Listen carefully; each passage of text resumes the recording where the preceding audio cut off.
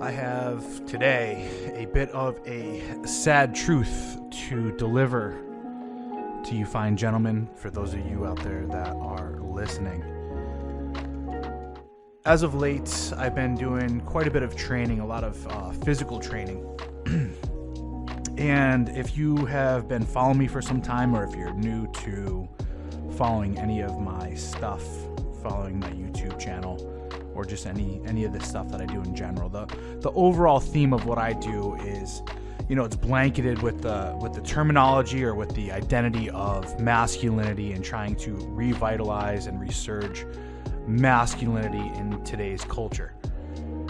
And as I've been out there trying to do my best to help men get better, as I've been out there just recently as well, physically helping men to physically get better, and obviously I'm doing this remotely because we're on quarantine and I am not physically present with these guys. But as I'm doing this type of coaching with these men and I'm listening them come in to the meeting, and we're going to go through their physical training, a lot of things pop up. This is how men communicate, is when we get into an activity and we're doing something that's difficult, that could kind of relate to the ego in a way as well. The emotions, the insecurities, the truth, whatever you want to call it, it just comes out. We end up conversing about life's issues and so forth. And as of late, most of these guys that come into these meetings with me, they openly admit, hey, I'm trying to get better right now. I'm trying to align with these physical goals of cutting weight and building muscle and using this time frame of building myself up. But, I've slipped here and there. I've been maybe going a little bit overboard with the drinking. Been maybe going a little bit overboard with the smoking of the weed. And when I do that, obviously, I slip and I end up going to fucking Taco Bell at 1 a.m. and eating Taco Bell and all this other stuff. And I just sit there, and it's kind of weird to me, honestly, because now it's not weird because I've been there and I've been in that situation, but I've had a complete and utter change of pace in my life, where discipline obviously equals freedom to me, stealing a little line from Jocko Willink. But in pursuing bettering myself, I've been able to identify where these slip-ups come from. And I've done a tremendous job of cutting out all things in my life that will lead me and give me the excuse and the reason to slip up. Now, in seeing that, it's kind of my duty, so to speak, and I hate to use the term duty, very Kantian kind of fucking philosophy there, but it's kind of my duty at this point in time, when I hear men give themselves this out and the ability to weaken themselves when they're trying to remain disciplined and trying to achieve goals, when they kind of jokingly say, I slipped up and I did XYZ. It's kind of my goal, especially when it comes to substances. It's part of my goal to teach them, hey, listen, you're giving yourself an out. You're succumbing to your own weakness when it comes to using these substances in order for you to avoid, to disassociate, and to make yourself pretty much quit, right? It's a means.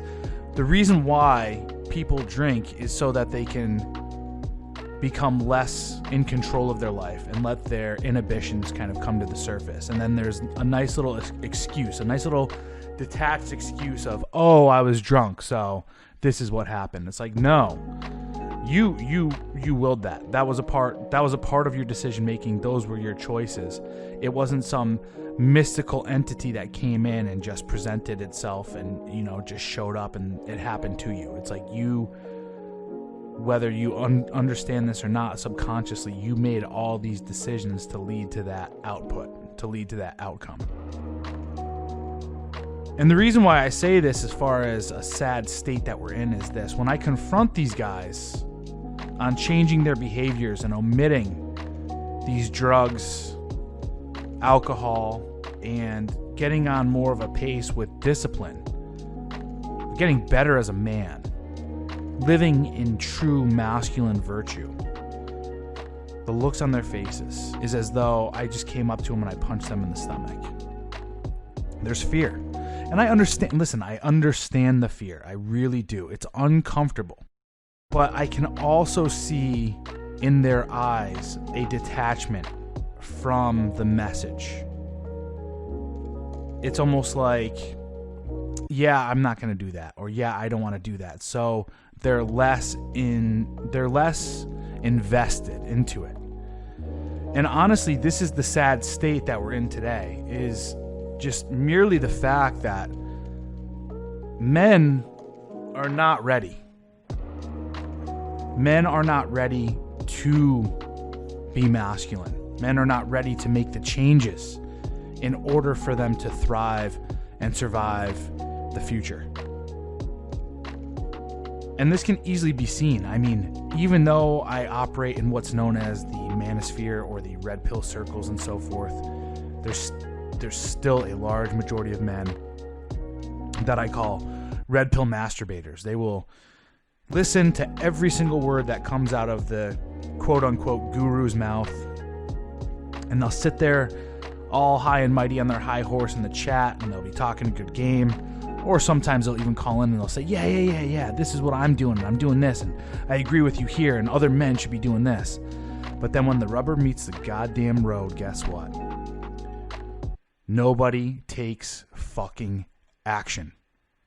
No one does the stuff that is necessary for them to build their ultimate life, with them at the center of it and them creating their reality. This is a poverty mindset, if I were to really get into it. It's this understanding and this belief. I did an episode a little while ago about the saved versus the savior, right? How people believe in some sense that they're both the savior and the one that need to be saved. And this is what it comes down to, is a lot of these people, when it comes to difficulties, when it comes to struggle, they're expecting someone to show up and hold their hand through it and make it easier on them. And it's like, no. You have to walk through the door. You have to go on your own personal journey. And this personal journey is not gonna be easy, right? The funny part is, though, it's always simple.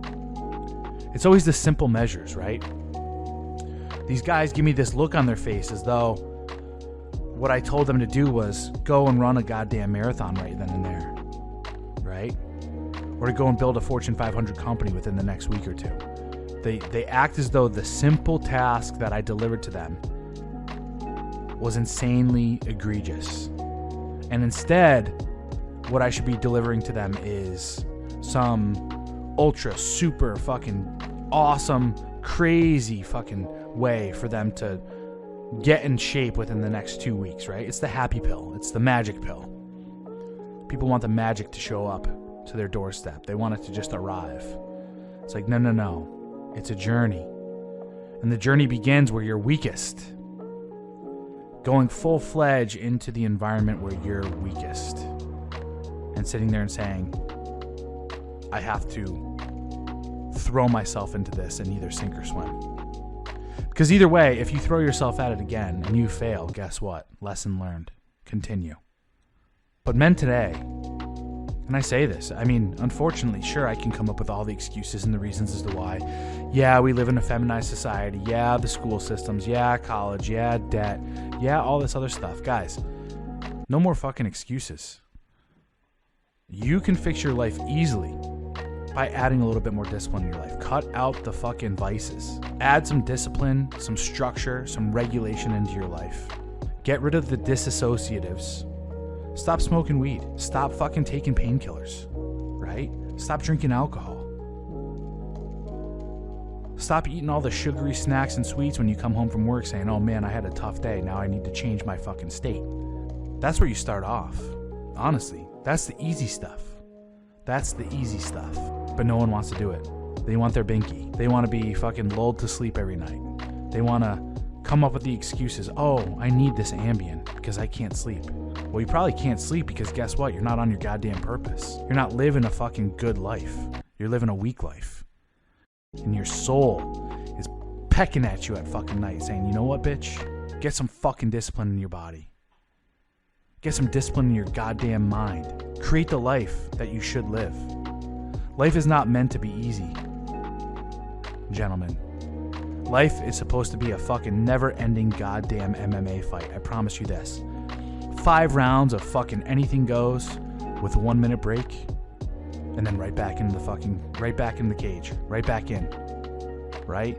These moments where we get to kind of rest and relax and chill out, they're supposed to be short-lived.